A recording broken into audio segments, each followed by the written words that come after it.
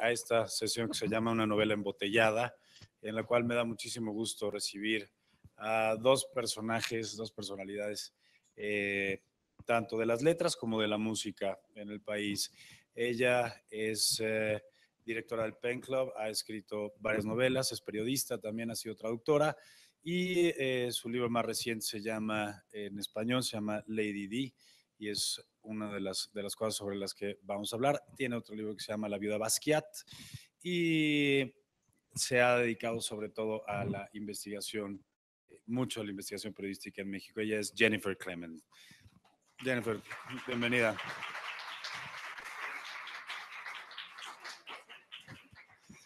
En la otra esquina,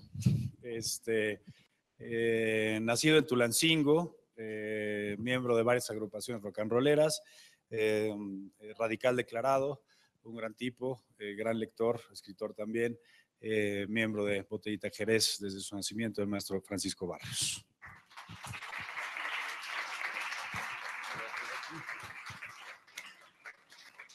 Y como referee de esta contienda, quien ha estado ya en varias ocasiones con nosotros, demos la bienvenida a Mariana H.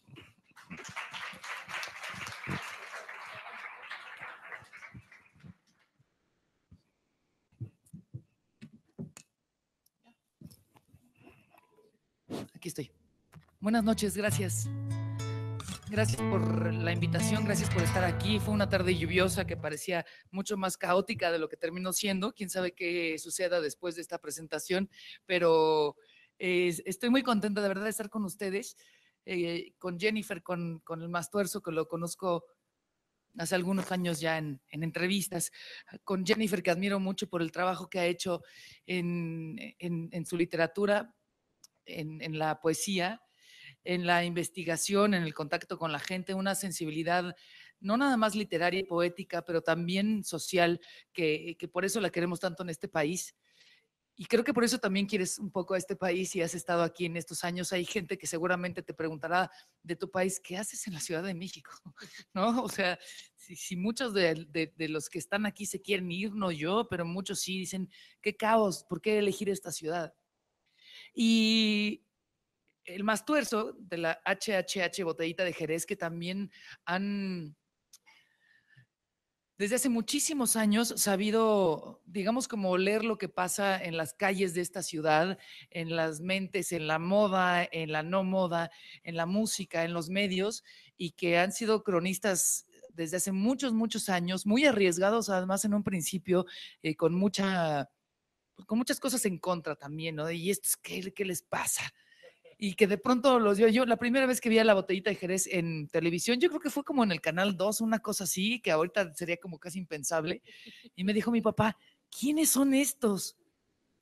La Botellita de Jerez, pero yo tenía, no sé, era niña, pues como 12 años, no sé, pero están increíbles, porque era así como, no, ¿cómo te puede gustar eso? Yo, está increíble. Y a mí me tendría que haber gustado Flans, ¿no? O Luis Miguel en ese entonces.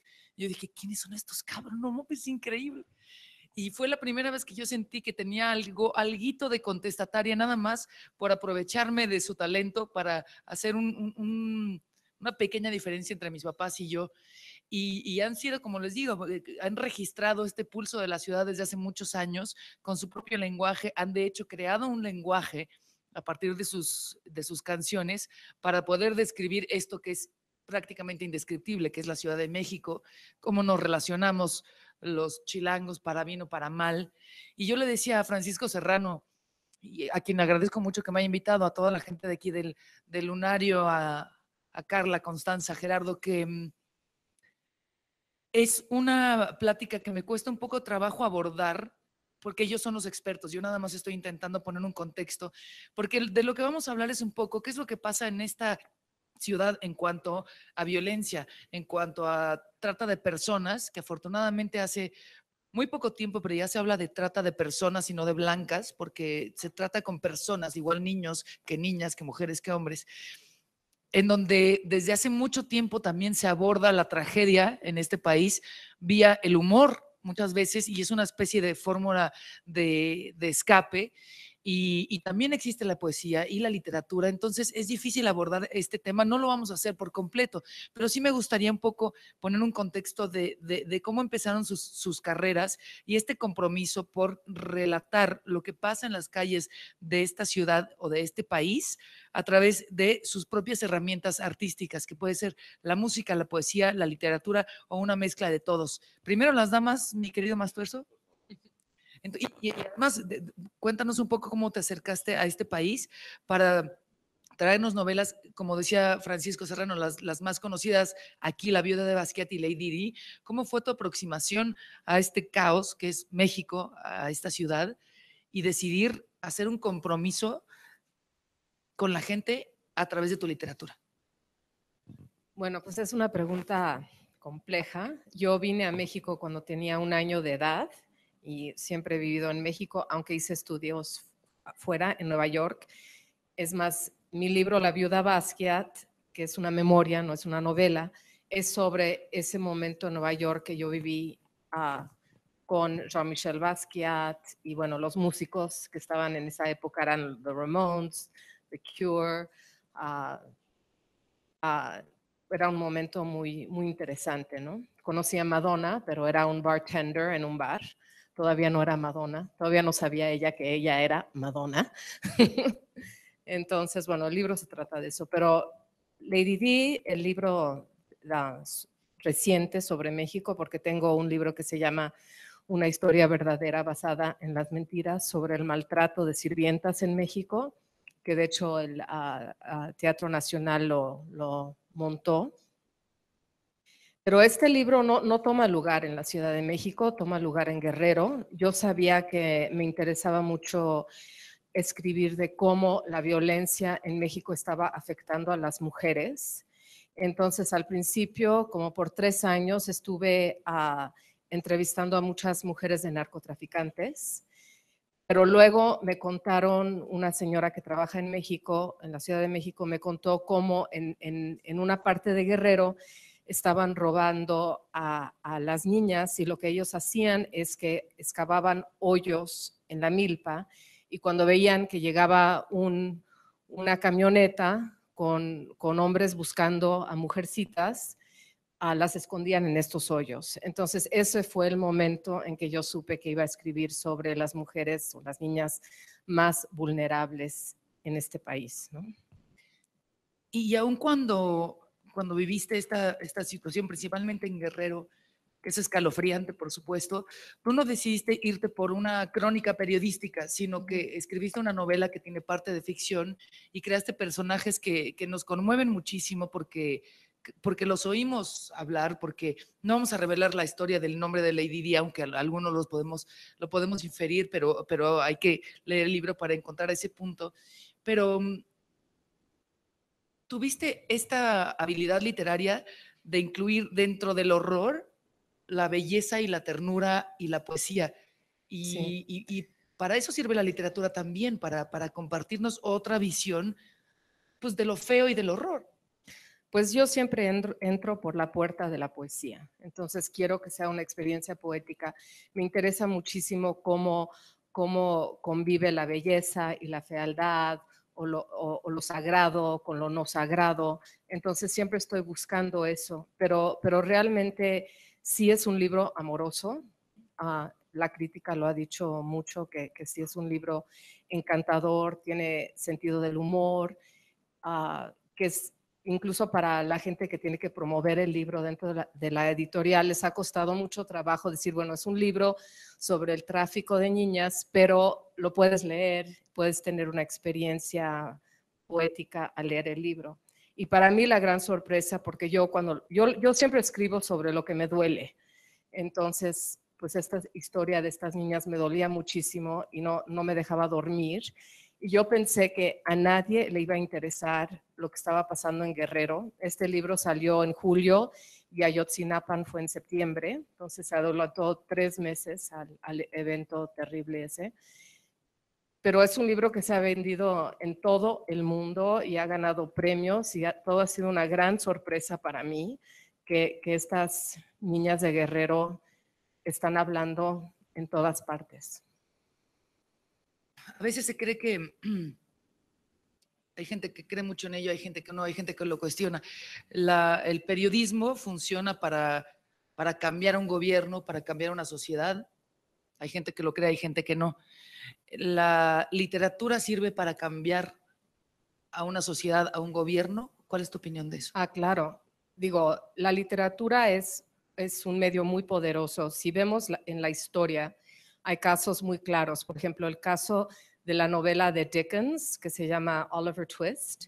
No nos acordamos para nada del periodismo de ese momento, pero sí ese libro cambió las leyes para laborales para niños en Inglaterra. También uno puede pensar en las novelas de Émile Zola en Francia, cambiaron las condiciones de los mineros en Francia, o los libros de Víctor Hugo cambiaron cómo eran vistos los pobres en Francia, pero no nos acordamos del periodismo. Entonces siempre la novela es mucho más poderoso que el periodismo. Históricamente es lo que vemos, ¿no? Ahora, hablábamos un poco de humor también, que aparece en este y otros libros, que es difícil de pronto encontrar en ese horror y en esa fealdad dejos de humor, pero que son necesarios y que además en una cultura como la mexicana pues existe. Y hablando de la música, Mastuerzo, si nos ponemos a pensar, podemos hablar que ahora en el asunto del narcocorrido existe el humor o esta denuncia o esta apología al crimen, pero mi mamá, que es investigadora de danza, siempre de niña, así como te digo que tendría que haber estado escuchando a Flans y a Luis Miguel, yo escuchaba son huasteco porque le encantaba a mi mamá. Y en el son huasteco y en las topadas en Veracruz y en todo eso, hay siempre una jiribilla de mucho humor, pero también de crítica. Y no nos vayamos tan lejos, o sea, no es nada más la música popular, porque también un poco el asunto de lo grupero y el narcocorrido, pues responde a lo que está ocurriendo en nuestro país necesariamente. Pero incluso el pop, voy a decir algo que parece muy superficial, pero nosotras escuchábamos, ponle, a Timbiriche, canciones como la que Soy un desastre si no estás, y pónganse a oír la canción Soy un desastre. Habla de hay platos sucios en la cocina, estoy cansado de comidas enlatadas, no encuentro las corbatas. ¿Quién se fue? O sea, se fue tu vieja y tenía que estarte lavando los platos, cocinando, poniéndote las corbatas. O sea, es una cosa con la que crecimos. Incluso una vez, y les digo rápido porque quiero darle la palabra, por supuesto, al Mastuerzo, pero hay una canción muy pop que se llama La Planta. Y una vez estaba yo con mis amigas ahí en un cafecito de la Condesa, y esta canción no sé de quién es, la verdad, pero dice algo así como, pues habla como de una chava que era una zorra, ¿no? Y entonces dice una frase como, yo soy el jardinero que recoge los frutos, no como tú que ya estabas recogida, ¿sabes? Y entonces, y la cantaba así enfrente de nosotras como, güey, soy un chingón. Yo así de, neta, estás cantando esto en frente de 3 chavas, o sea, como que están intentando hacer algo en la vida. Entonces, el asunto no está nada más en el folclore, está arraigado en el pop, está arraigado en lo grupero, está arraigado en un montón de cosas. Y creo que en ese sentido también, pues es parte también de la cultura, porque en qué momento no se cuentan ese tipo de chistes entre mujeres, entre hombres, y se tiene que recoger también en el argot popular. No sé qué opines tú, porque ustedes, insisto, hicieron una crítica mucho más de recoger algo mucho más arraigado que nada más el chiste fácil. Híjole, no sé por dónde empezar, pero… Tenemos tiempo, no te preocupes.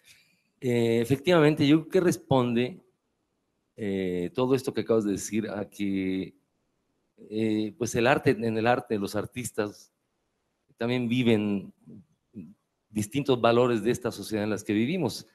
La misoginia, la homofobia, el machismo exacerbado, y por supuesto todo mediado por la posibilidad en realidad de la máxima ganancia, que es este sistema.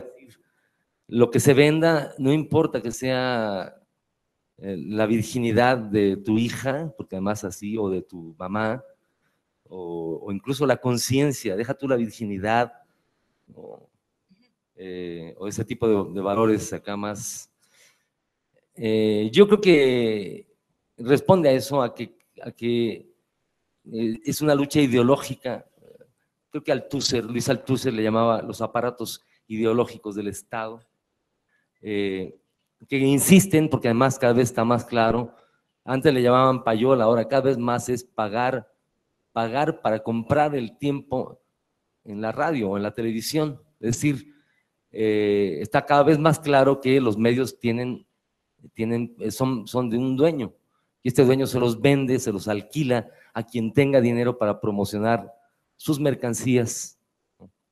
Pero yo creo que hay una serie de canciones, de poesías, de novelas, de escritos, de manifestaciones artísticas y culturales en general, que han venido contradiciendo esto, es decir, se han opuesto a esta dominación que más que más que cultura es una forma de dominación, ¿no? Que evidentemente es la cultura dominante, ¿no? Yo quisiera ejemplificar que las canciones de amor no todas necesariamente hablan de una manera, digamos, empalagosa o con los valores que normalmente conocemos, de que tú eres un objeto, un pedazo de carne, o tu boca y tus ojos y tus curvas, y etcétera, ¿no? Yo quisiera cantar una rola que en realidad escribí precisamente a propósito de la escritura, de la poesía, porque leí precisamente un libro muy hermoso del maestro Ryszard Kapuscinski, escritor, periodista, reportero de guerra, que durante muchos años, más de 40, reporteó y bueno, hizo lo propio desde África, desde América Latina. A la canción, bueno, él no supo que hicimos esta canción. Ah, ya apareció, mira. Muchísimas gracias, carnal. Aquí, mira, me lo acomodo aquí enfrente, mira. Así, mira. ¿Qué hubo? Ah, no, mejor así. Ahí está, sí. Hasta la afinaron, ¿verdad? Qué buena onda. Muchas gracias. Dices que venía desafinada. El maestro Ryszard Kapuscinski, es que Ryszard Kapuscinski parece como un helado o así como de café, de capuchino o así, ¿no? Pero no, el maestro era un extraordinario escritor. Yo tomé algunas frases de él y bueno, él no se enteró, ya falleció, que hicimos una rola juntos. La titulé Ven y mira, como se titula una película todavía soviética que habla sobre la ocupación nazi en Bielorrusia. Ven y mira, una canción de amor, sobre todo para los compas que se levantan en la mañana muy temprano y van a hacer cola para tomar el autobús para llegar a la chinga, a la chamba, a la guerra, a ser exprimido por esta inconmensurable máquina de producir basura en la que vivimos. Ven y mira, vida mía, ven y mira, vida mía, ven y mira, estoy sangrando y por lo visto me dominan estímulos más fuertes que el miedo a morir. No viajo con más compañía que la de mis pensamientos. Y es que la guerra es un desastre, mi amor. La guerra es un desastre siempre. Ven y mira, mi cuerpo está abierto. Mira que sentado en cómodo sillón, lejano al campo de batalla, los escribí sobre cómo se muere en el frente. Ven y mira, aquí en mi panza adentro.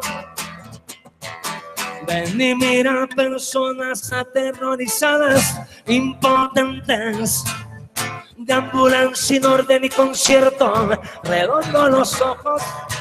Unos huyen hacia el norte, otros huyen hacia el sur. Huyen en todas direcciones, se mueven en círculos, caen dormidos, extenuados en cualquier lugar. Descansan a ratos, recuperan el aliento, reúnen lo que les queda de fuerzas retoman aquel caótico deambular sin fin. Ven y mira, estoy sangrando y por lo visto me dominan estímulos más fuertes que el miedo a morir. No viajo con más compañía que la de mis pensamientos, y es que la guerra es un desastre, mi amor, la guerra es un desastre siempre. Ven y mira, ven y mira, ven y mira, aquí en mi panza adentro.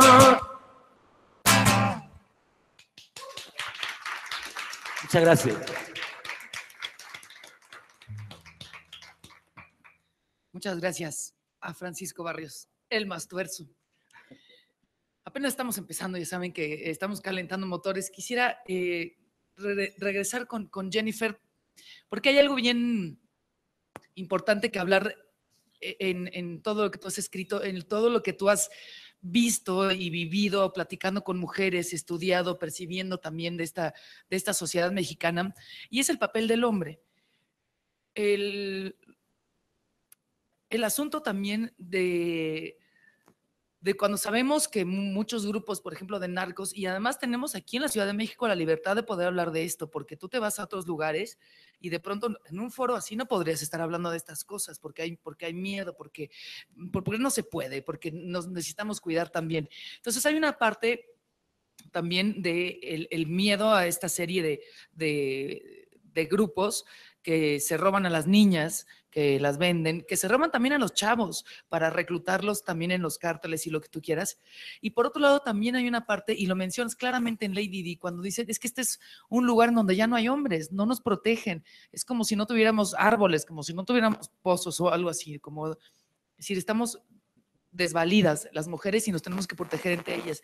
Entonces, ¿qué papel juega el hombre, para bien y para mal, en tu literatura, en tu ficción, en tu poesía? ¿Qué es lo que estás viendo tú aquí en México? Bueno, digo, Lady D para mí no es para nada un libro antihombre, es todo lo contrario. Hay hombres fabulosos para mí en el libro y realmente yo creo que es que de los subtemas, porque hay varios subtemas, pero un subtema sería la falta de protección del hombre, que es una cosa que yo siento que es muy grave y en muchas partes del país mujeres están viviendo esto, ¿no? Y el dolor, por ejemplo, de las mujeres en esta comunidad que yo describo, aparte de los que se han vuelto criminales porque quieren o porque no les queda de otra, o se han ido a buscar trabajo, luego hay los que se han ido al otro lado y que tienen nuevas familias allá, entonces el abandono que sienten las mujeres de aquí. Entonces son muchos temas que surgen en el libro, pero nada más para hablar un poquito de la música, como el programa se llama La Novela Embotellada, ¿no? Así. Hay mucha música en Lady D y de hecho la clave del libro es un corrido, porque hay un momento donde alguien dice en la novela, no me acuerdo quién, que la única manera de saber lo que sucede en México es escuchando las canciones. Entonces yo tuve que escribir un corrido mío dentro del libro para que todos supieran qué decía la canción. Y hablando del humor, me tuve como que meter en la cabeza de lo que sería escribir este corrido, y es sobre uno de los narcotraficantes más importantes que ha muerto, lo han asesinado. Entonces arranca el corrido diciendo, aunque esté muerto, es el hombre más poderoso de México. Entonces, bueno, pues, y luego hay mucha música dentro de la novela. Les voy a leer un pedacito, porque hablando de canciones de amor, hay un momento donde, déjame encontrarlo, donde la mamá, porque el hombre, su marido la abandonó, entonces ella ya no soporta escuchar canciones de amor. Entonces Lady Di cuenta, una vez estábamos en casa de Stephanie y en el radio pusieron una canción de amor. La melodía llenó las habitaciones. Mi madre entró en pánico y salió corriendo de la casa para alejarse de la canción. Vomitó bajo un naranjo pequeño. Vomitó la melodía, los acordes, los valses y los tambores del amor. Era pura bilis de amor verde regada en el suelo verde. Corrí tras ella y le aparté el pelo de la cara mientras vomitaba. Tu padre me mató la música, dijo. Entonces es una parte muy importante cómo el abandono de él mata la música en ella, y eso es un tema que se oye una y otra vez durante el libro. Y tu libro tiene también una especie de soundtrack, ¿no? Por el cual puedes ir acompañando algunos de esos capítulos. No sé si es a lo mejor regresarle la música de alguna manera metafórica a la mamá, o compartir esa música a nosotros como lectores, pero también te apegaste mucho a esa música para que fuera un complemento también de tus letras. Pues es que, digo, cuando yo creo un personaje, parte de ese personaje va a ser la música que escucha. Para mí es importante saber que la madre escucha un tipo de música, mientras Mike, que vende mota en su página de Facebook, él no está escuchando otra música totalmente diferente, ¿no? Entonces, para mí fue interesante que este DJ en Nueva York hizo todo un soundtrack. Pero también me da momentos que para mí son muy importantes. Por ejemplo, en la novela hay 2 maestros que van a esta comunidad en Guerrero para hacer su servicio social, ¿no? Que realmente lo único que quieren es salir de ahí lo más rápido posible sin una bala en el cuerpo, ¿no? Pero entonces hay un maestro que va, que a los alumnos les pone El lago de los cisnes de Tchaikovsky. Entonces es un momento para mí muy importante en la novela, pensar en todas estas niñas en Guerrero, en sus guaraches, todas acostadas sobre las mesas, que son obviamente de plástico de Coca-Cola, ¿no? Escuchando a Tchaikovsky y cómo la música cruza sobre Guerrero y sobre la Sierra Madre, y cómo de repente con la música puedes crear unas escenas tan increíbles, un contraste tremendo, ¿no? Sí. Ahora, don Francisco Barrios, cuéntanos un poco, porque también íbamos a hablar de un poco lo que ustedes también en su letra, lo que decía hace un momento, ¿no? Descrito lo que pasa en las calles de la ciudad. Necesariamente lo que pasa se retrata en la música popular, ya sea lo que decía yo hace un momento, y lo que está pasando con los narcocorridos que son tan populares, y que hay algunos, creo yo, en un principio, como los Tigres del Norte, que tenían como una composición un poquito más elaborada, con más jiribilla, con más, justo describiendo a manera de crónica lo que pasaba, y ahora es nada más como justo, yo creo, no tampoco lo doy por hecho, pero más como esta apología a hablar de estos grandes líderes, muchos de ellos, pues nada más pagan una lana para que les hagan su narcocorrido y luego los asesinan en público, y es un rollo. Tú como músico y también como conocedor y como activista, como alguien bien comprometido con este país, ¿qué se hace con eso? No se pueden, bueno, no sé si se pueden prohibir los narcocorridos o no. ¿Cómo se hace este reflejo? Si eso es lo que hace a los narcos, si nada más es una especie como de círculo vicioso y un reflejo. Híjole, yo creo que, no sé si voltea para allá o para acá, pero no, ustedes no se ofenden si estoy para acá. A ellos. Pero yo siento que cuando empezaba una época, digamos, de las distintas épocas del rock, por ejemplo, en México, por ejemplo, los 80s, inicios, era como un lugar común el decir, hablar de las drogas. Los rock and rolleros, todos los entrevistadores eran que qué opinamos de las drogas, hasta que nos cansamos de decir, es que sí, nos metemos drogas, a mí me encanta la mota todos los días, y hasta convertirnos en unos cínicos. Y de pronto, bueno, hasta prohíben los narcocorridos, cuando que en realidad se quejan de lo mismo, es decir, este sistema en que vivimos, eso plantea la máxima ganancia. Si los narcocorridos dejan dinero, los van a seguir haciendo. Y creo que no tiene que ver, o por lo menos no necesariamente tiene que ver el tema del mercado Es decir, como pensar que la canción que más se vende es la más chingona. Eso no es así.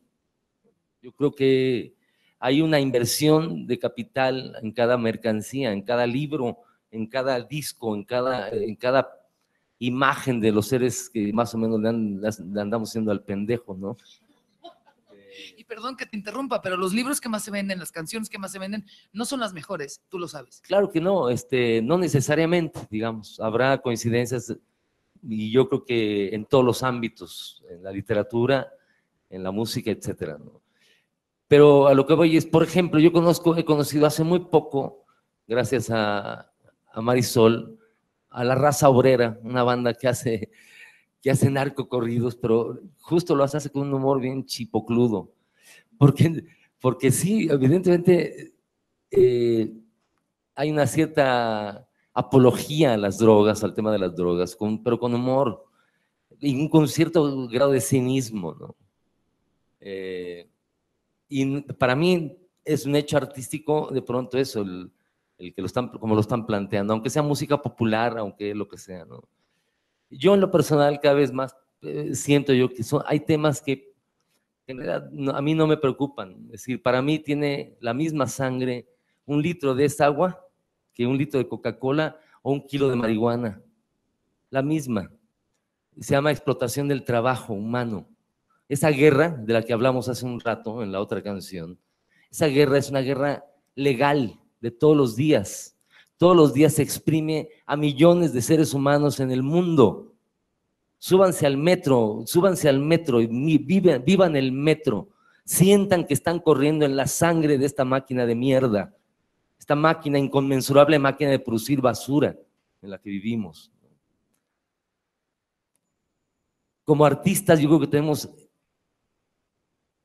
que elegir una serie de temas que nos parecen trascendentales, ¿no?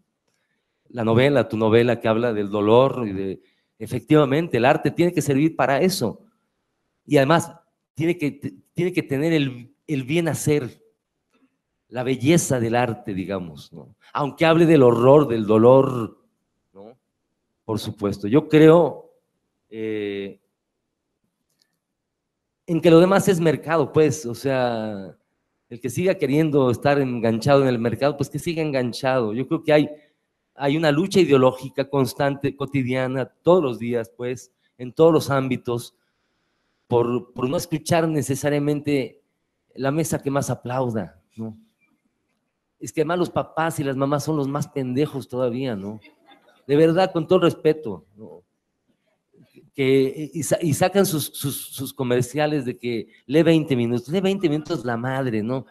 ¿Quién lee? O sea, ¿quién? No mamen, ¿no? No es cierto, ¿no? Somos una bola de ignorantes, etcétera, ¿no? ¿Qué podemos decir de las canciones, no? Es lo que rifa, es lo que se vende. Todo el mundo lo dice, es que eso no se vende. No se vende, claro que no.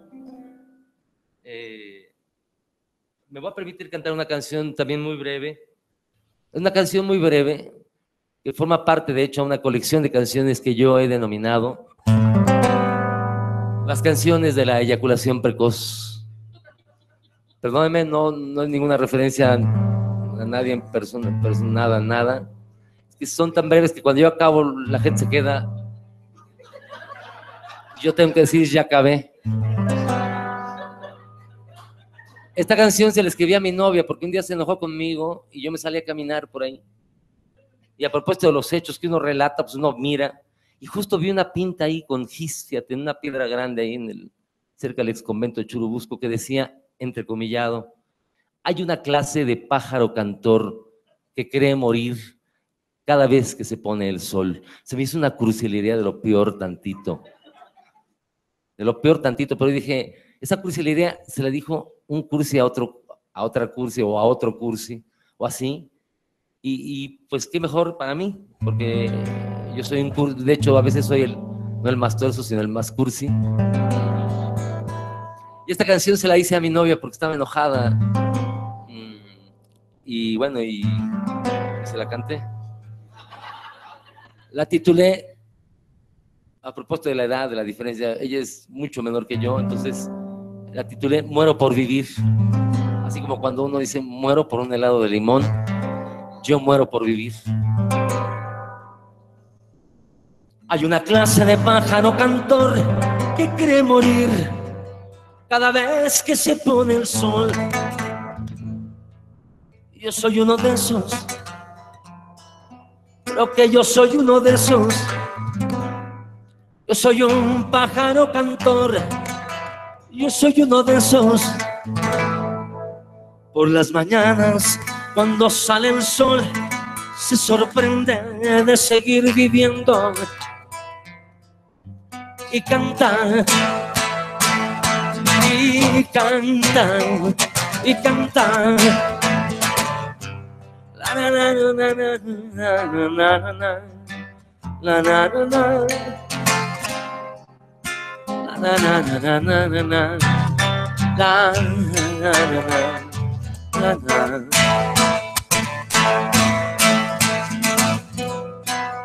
Esta canción la canto desde que te conocí. Esta canción la canto desde que te conocí. Muero por vivir, muero por vivir, muero por vivir cantando, muero por vivir.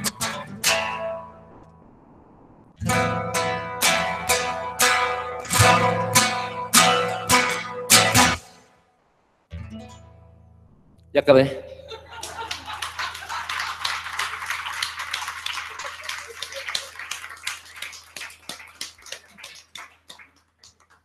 Oh, muy bien. No Muy estuvo bien, tan muy mal. bien. No estuvo mal, no estuvo mal. Ay, güey. Vamos a crear un nuevo género literario también que se puede llamar así. Bueno, pues rápido.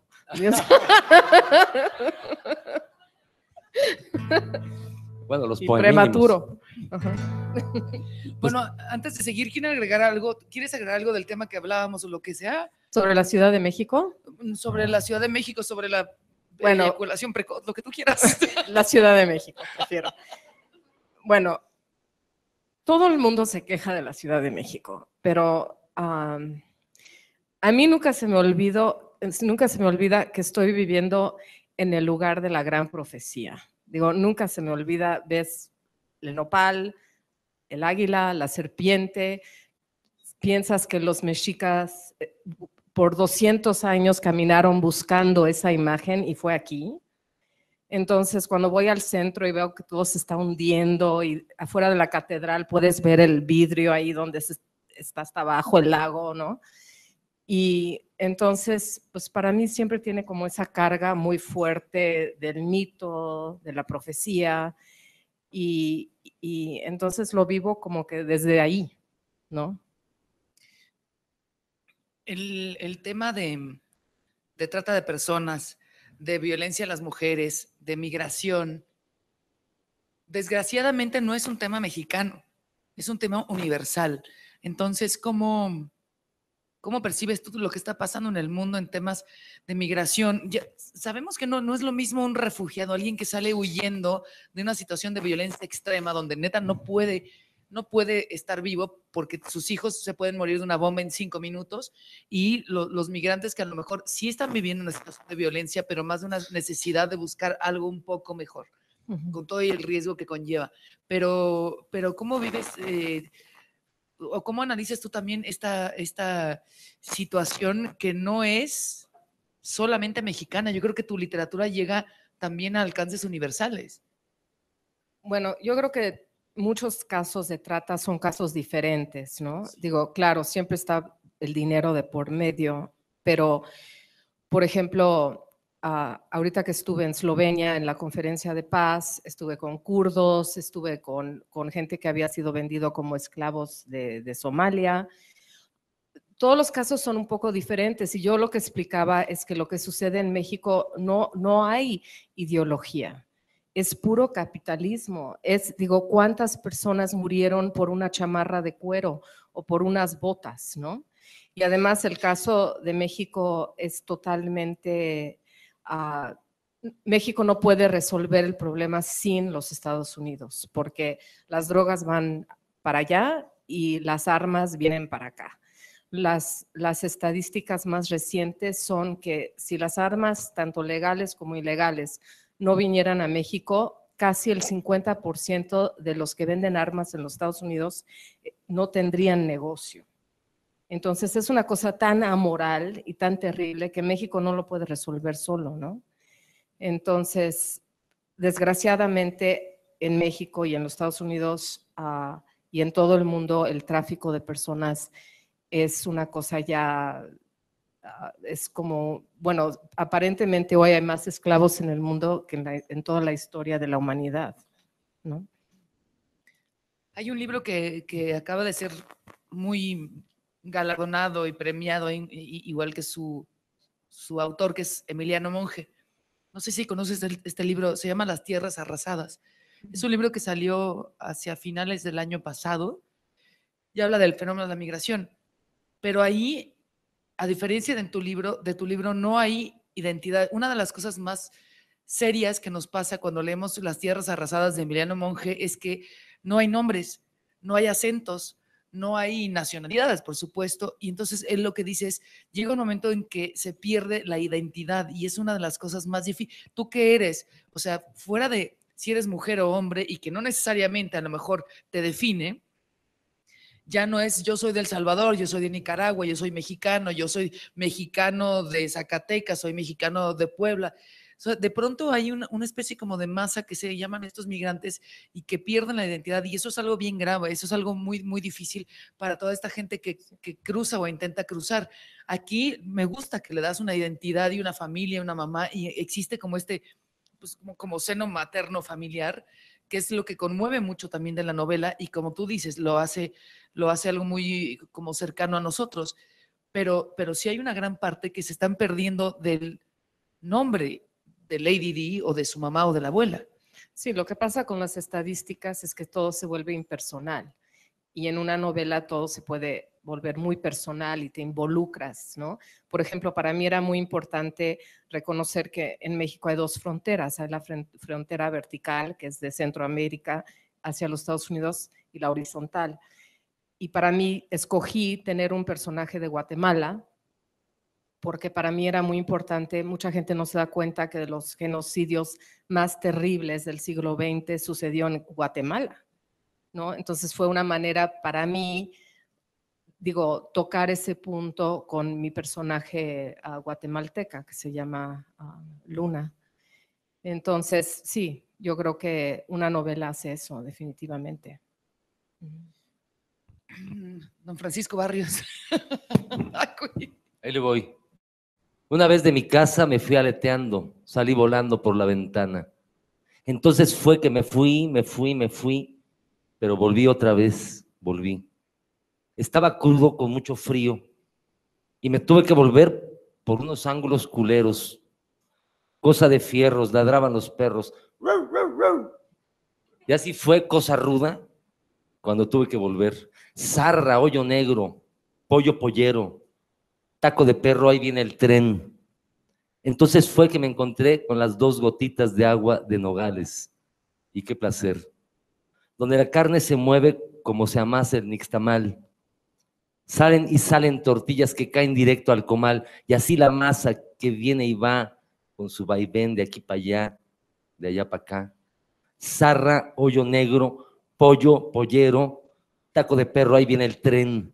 Si tienes miedo como yo y se te arruga el corazón, por eso piensas que es posible que la razón de ser se acabe, no te preocupes, mejor ocúpate y ya, tómate en chinga sin vacilar tus 2 gotitas de agua de Nogales. Gallo chupando chela, la chimichanga, línea continua, cuando andes la carretera y cruces la frontera caminando. Una vez de mi casa me fui aleteando, salí volando por la ventana. Tan, tan.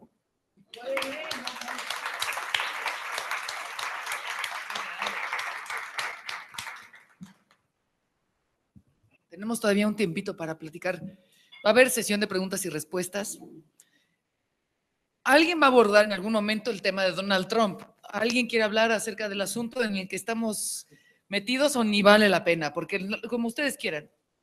O sea, a lo mejor nos... Es que vale la pena por así, de pasadita. O por ejemplo, yo acabo de estar ahí en San Diego, me eché unas rolas, curiosamente en un barrio, pues muy, muy locochón, un barrio que se llama Logan, que es el barrio, digamos, cholo, mexica, etcétera, ¿no? Justo una noche antes de que llegara Donald Trump, y había sentía yo esa como efervescencia de la gente que hablaba del tema, en fin. Y lo más chingón, yo creo, es que al otro día que llegó Donald Trump, hubo manifestaciones en contra de su presencia y tal, pero en realidad hubo un grupo organizado del barrio que llegaron en un desfile con vestidos de mexicateahui, con penachos, música, y fue una manifestación muy interesante del barrio Logan, con distintas banderas, distintos países de América, que lo recibía organizadamente y sin ni siquiera una mínima provocación. ¿Quieres? Y por mí, pues que se vaya a la chingada, ¿no? Sí, al caso. Ahora, yo lo que siempre digo es que no hay que leer los periódicos, sino que hay que leer la historia. Y digo, la historia está llena de personajes terribles llegando al poder. Y en este caso lo que estamos viendo es que esto puede suceder en los Estados Unidos.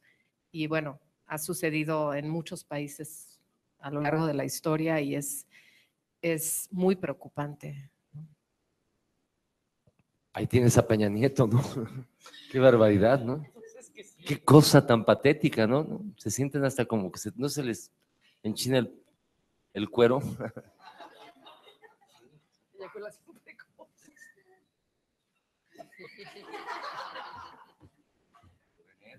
Sí, claro. O de ya. A ver, tenemos 10 minutos más y tenemos preguntas y respuestas después de esos 10 minutos, ¿verdad, jóvenes? ¿O ya tenemos nada más 10 minutos? Bueno, vamos con 10 minutos de preguntas y respuestas y seguramente podrás leer un poquito más si tienes algo y una rola más. Sí, adelante, manifiéstense porque hay que aprovechar a Jennifer y al Mastuerzo. Aquí tengo el micrófono si lo quieren pasar. Allá está.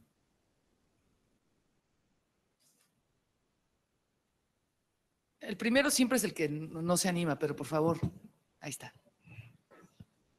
Buenas tardes. Ha sido muy interesante lo que han estado manifestando. Para Jennifer Klemmer, a mí me llama mucho la atención lo que han estado comentando acerca del narco corrido y de la frase esta que dijiste de que si quieres conocer a un pueblo, conócelo por sus canciones.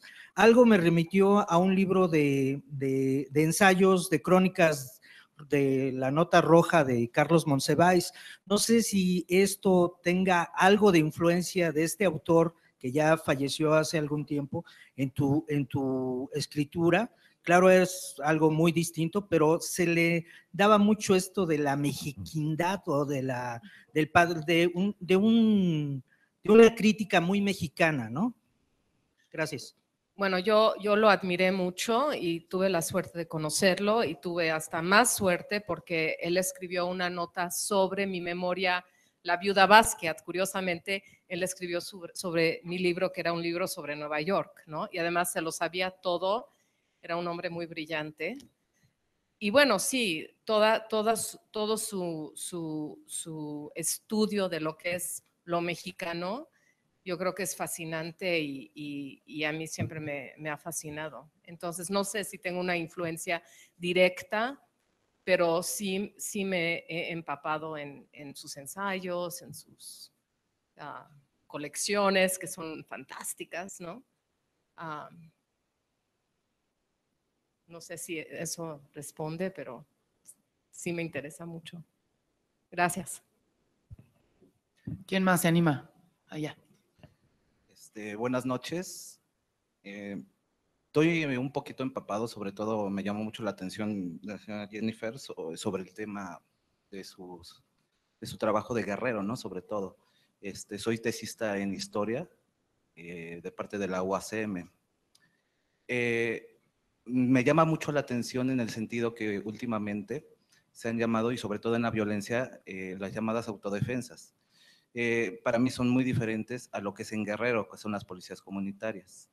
Y en lo que es referente mucho a lo que es la música, me llama mucho la atención el reencontrar esa memoria colectiva de las mismas comunidades de las PC, que por ejemplo vuelven a retomar esos corridos de Genaro Vázquez para volver a tratar de legitimar su mismo movimiento que ya tiene 20 años y sobre todo recuperar esa memoria que a veces se pierde mucho en ese sentido. Va referente a mi pregunta, ¿cómo ve la recuperación de la memoria a través de la literatura y la misma música? Ahora referente al maestro Mastuerzo, bueno, aprovechando, ¿no? Muchos comentan que una de las primeras, o los investigadores que he conocido me han enseñado que se debe de revelar uno, ¿no? Y sobre todo uno de esos principios es en los mismos protocolos. Me gustaría también hacerle una cordial invitación a participar con nosotros en la universidad a través del primer Congreso de Historia y Sociedad Contemporánea, a través del tema de historia y vida cotidiana, que es la música. Creo, y muy referente a mi pregunta, es la música que tanto ha influenciado, y sobre todo la música rock, en la Ciudad de México, que tiene un proceso histórico y que influye, o qué tipo de impacto tiene en la vida cotidiana de la gente. Gracias. Bueno, digo, yo creo que definitivamente no cabe ninguna duda que la música ha sido clave en todos los movimientos de protesta. Entonces, y ha habido hasta censura de canciones, ¿no? Recientemente en México censuraron esta canción que pensaban que era para niños, creo que se llamaba Vivo de Tres Animales, ¿no? Y los censuraron, ¿no? Porque era realmente una canción de vivir de la droga, ¿no? Entonces, sí creo que la música de protesta siempre forma parte de un movimiento de protesta. Sí. Por acá tengo una pregunta. Si me permiten, Falta si me permite nada más agregar algo. Yo creo que pues que no, que nuestras canciones, es decir, yo digo que correspondemos algunos a lo que yo me he atrevido a llamar la otra canción popular mexicana o del mundo. Es decir, una serie de canciones que justo han acompañado la protesta, como dice Jennifer, que han acompañado los movimientos, pero ha sido tan avasallante, es decir, el desarrollo de los medios, es decir, por otro lado también la aparición de la internet, ¿no? Y a través de ella el poder socializar una serie de canciones, de músicas, que de alguna forma contrarresten la mentira. Como dice Jennifer, pues no hay que ver noticieros, ¿no? Yo creo que eso hay que preguntarle a la realidad directamente, ¿no? Así que no ha influido mucho. Se ha mantenido ahí como un recurso, incluso creo que como parte de la historia.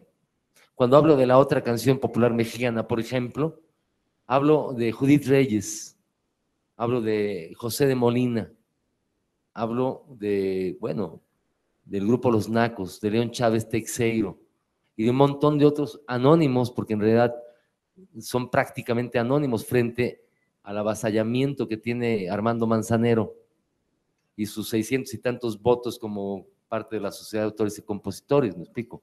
O sea, esta otra canción permanece ahí, como dijeran las pintas aquellas del movimiento estudiantil del 68 francés, parece como 69, ¿verdad? Francés, pero bueno. Que entre otras, el que la agarró, el que no, se la comió toda, ¿no? Que decía, debajo del asfalto está la playa, ¿no? La conciencia comienza con la desobediencia y la desobediencia con la conciencia. Y cosas así tan afortunadas de filósofos hoy ya reconocidos, ¿verdad? No ha sido tan importante, fíjate. Uno quisiera decir, yo no creo en partir de que el rock en su totalidad es una visión contestataria o incluso alternativa frente al mundo que vivimos. Yo diría que la gran mayoría de los grupos de rock, un poco lo que dice por ahí, lo que ha dicho últimamente Rubén de Café Tacuba, al rock mexicano le falta, es un cuchillo sin filo, dicen, ¿no? Y sí, de alguna forma tiene razón, hasta nos indigna a algunos, ¿no?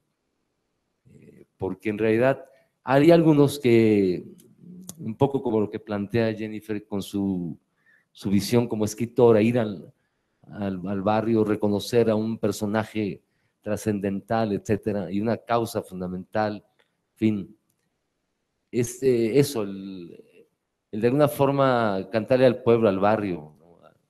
A la vida, ¿no? Por ahí alguien me decía hace relativamente poco que yo, que si yo era un cantante de protesta, ¿no? Y a mí me da un poco de risa el término protesta, porque me imagino así a Maciel cantando en los años finales de los 60s, Rosas en el mar, del maestro, el extraordinario compositor, el maestro Aute, que en su momento sí fue una canción de protesta, ¿no? Es más fácil encontrar rosas en el mar, que, en fin, que la belleza, etcétera, etcétera, ¿no? Así que yo no soy un cantante de protesta, yo soy un cantor del amor desde la antigüedad. No soy bufón del rey, eso sí, le canto al pueblo, le canto al barrio, le canto a la vida, y lo que quiero es que la vida me quiera. Y yo creo que en esta guerra no estoy solo, por lo que miro. Sigo buscando a los demás. Tan, tan. Aplausos, carajo.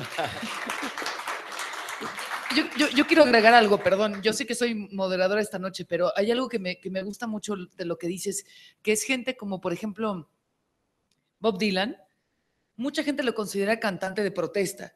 ¿Cuándo vieron a Bob Dylan con una pancarta caminando? No, jamás. O sea, él dijo, yo estoy hablando de este pedo. Esto está mal, esto no me gusta, esto no me parece, ustedes no me parecen ni nada. Pero nunca tuvo esta onda de las marchas y entonces voy a salir. Sin embargo, las pintas muchas veces venían con sus letras, igual que pasó con ustedes. Es decir, no tenían ustedes que decir, vamos para ser la voz del pueblo porque México es un país. No, pero había una pinta que decía Naco es chido, o vive el Guacarroc, o cosas así, y eso me parece que trasciende mucho más que alguien que quiera estar al frente de una marcha en Reforma. Ahora, acabo de ver una cuando lo de las elecciones del domingo, que decía, muere el mal gobierno, viva el Guacarroc, en una roleta. Es que es eso.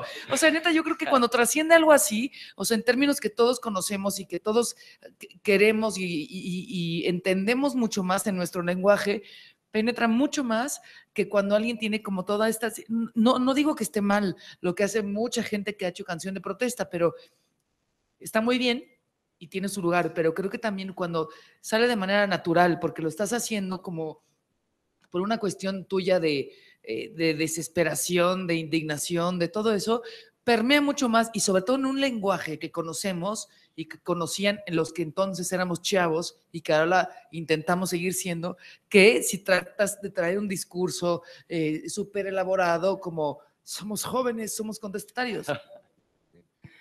Pues sí, bueno, sí, ¿no? Híjole, bueno, ¿hay tiempo de cantar una rola? Sí, una rola. ¿Quieres leer algo? Que lea Jennifer y cerramos con una super rola del maestro Mastuerzo. No una super rola, pero una rolita ahí cualquiera. Pues, ¿qué se le va a uno a hacer?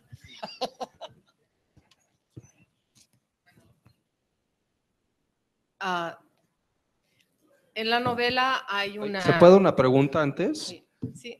Antes de la rolita. Sí. Bueno, Botellita de Jerez pues siempre se ha caracterizado por ser una... Ponte de pie que no te vemos. Pues tratar de reflejar la sociedad mexicana, de criticarla, de hacer una estampa, digamos, de la historia de México. Bueno, lo hemos visto con el charrock and roll, el guacarrock, como decíamos hace un rato, lo del ZLN. Hace un momento tocaron el tema de Donald Trump y de nuestro no tan querido presidente. Hay algo que se viene, digamos, gestando en lo que es Botellita de Jerez o en lo que es pues algún proyecto del maestro Mastuerzo en cuanto a estos temas o algo en cuanto a la corrupción, no sé, en algún tema, digamos, de actualidad. Híjole, rápido. Mira, Yo creo que sí. Acabamos de editar un disco que presentamos precisamente aquí en el Lunario, que se llama #NoPinchesMames. Búsquenlo en las redes, en el Spotify, etcétera. Si pueden, cómprenlo porque a nosotros nos hace mucho bien, ¿no? Muchísimo bien, de verdad. Está barato, 100 y cacho varos. Es un disco que les va a gustar a propósito de actualidad. Bueno, hay temas evidentemente de actualidad, no es me refiero, el disco en sí mismo es una propuesta, es una visión, digamos, digámoslo así, totalizadora de lo que entendemos por México. Por ejemplo, a propósito de la literatura, hoy me preguntaban aquí para la actividad de hoy una serie de textos o de músicas, y yo citaba precisamente de una manera así encajosa a Botella Jerez. Hablaba de 3 libros importantes, Augusto Monterroso, bueno, obras escogidas, porque utilizamos uno de sus más importantes, y cuando desperté el dinosaurio estaba ahí, ¿no? Dedicado con todo cariño, pues por supuesto al PRI, ¿no? En 3 actos, se llama El dinosaurio, viene en este disco. Hay otra que se llama, me da pena decirlo así seco, pero por cortesía de Dubriderm, la canción se llama El Principitote, y está basada en la lectura del Principito. Es la historia del Principito cuando se hace grandote. Y otro tercer libro de Milán Kundera, que es La insoportable levedad del ser, porque la citamos en un coro de una canción que se llama Te quiero mucho, pero ya no te soporto. Actualidad, carnal. #NoPinchesMames, búsquenlo. Si no les gusta, no lo compren. Si les gusta, lo compran. Tan, tan. Bueno, ahora sí lo último nos vamos. Bueno, pues esto es un poco más serio. Perdón. Bueno, como hice toda esa investigación, supe muy bien a dónde llevaban a las niñas, y en mi novela pude regresar a Paula a su casa. La verdad es que nunca he conocido a una niña que ha regresado, pero lo pude hacer en la novela. Entonces ella regresa muy traumada, la han vendido, la han usado, y Lady Di la encuentra y la lleva a su casa. Entonces, ya nos tenemos que ir, dije, ven conmigo, yo te llevo. Su madre estaba parada en la puerta esperando. Traía un biberón lleno de leche en la mano. Ya es hora de que se acueste mi nena, dijo Concha. ¿Qué rayos andabas haciendo afuera en la selva? Paula no respondió y se metió directo a la casa. Su madre me encaminó hacia la orilla de su predio. ¿Te dijo algo?, preguntó. No le cuentes nada a nadie, dijo, presa del pánico. ¿Cómo supieron que estaba aquí? ¿Quién estuvo vigilando y sabía que acá arriba vivía una muchacha hermosa? Vinieron por ella, sabían a lo que venían. Si saben que regresó, si se enteran, van a volver por ella. Nos tenemos que ir, no hay tiempo. Dentro de un día, a lo mucho. Lo he estado planeando, Lady Di. Nos vamos a escapar. ¿Qué te contó? Me contó lo de las quemaduras de cigarro, porque las chicas que son robadas se hacen una especie de tatuaje con cigarros por si alguien las encuentra. Me contó lo de las quemaduras de cigarro. ¿Te contó que ella misma se las hizo? ¿Te contó que todas las mujeres raptadas hacen eso? Asentí. ¿Tú lo crees?, preguntó Concha. Yo no me lo creo para nada. No me puedo ni imaginar quemarme yo misma. Es imposible. Sí, yo sí lo creo. En ese momento, Paula apareció detrás de su madre. Era como una criatura blanca y vaporosa. Traía un biberón en la mano. Estaba desnuda. En la oscuridad, bajo un río de luz de luna, pude ver sus pezones y sus pechos, el vello negro entre sus piernas y la constelación de quemaduras de cigarro por todo su cuerpo. Podía ver las estrellas de quemadura de cigarro que formaban Orión y Tauro. Hasta sus pies estaban cubiertos de quemaduras redondas. Paula, había atravesado la Vía Láctea caminando y cada estrella le había quemado el cuerpo.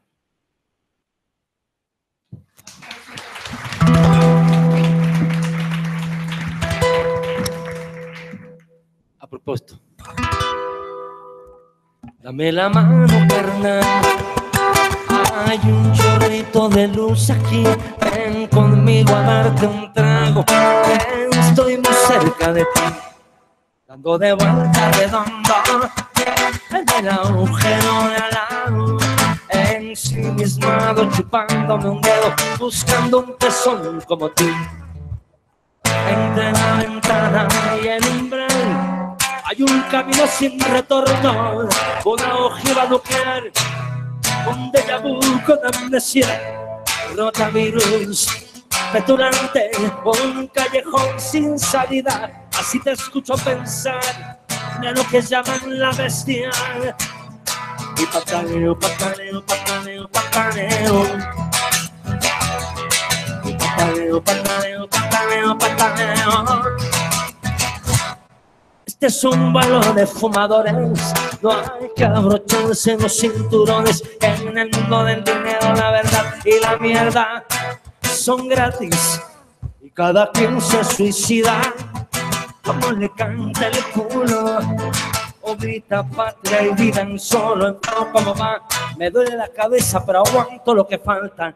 Entre la ventana y el umbral está la mar del odio y el olvido, hileras de colmillos entierran sus filos.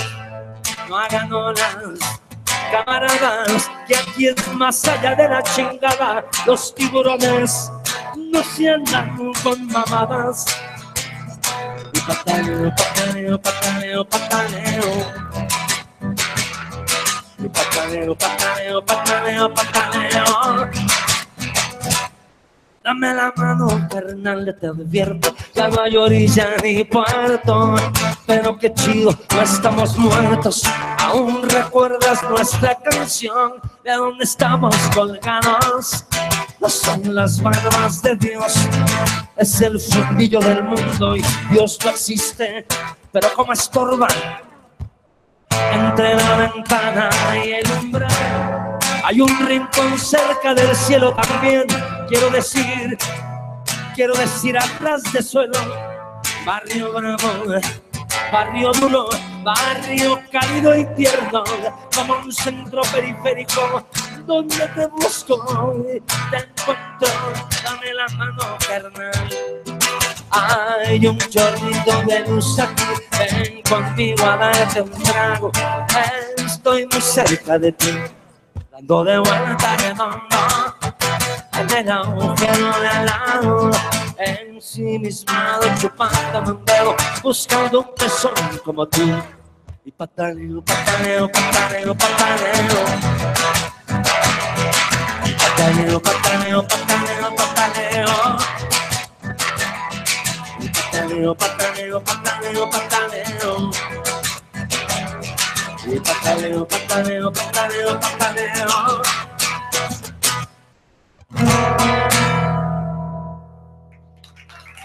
Ya.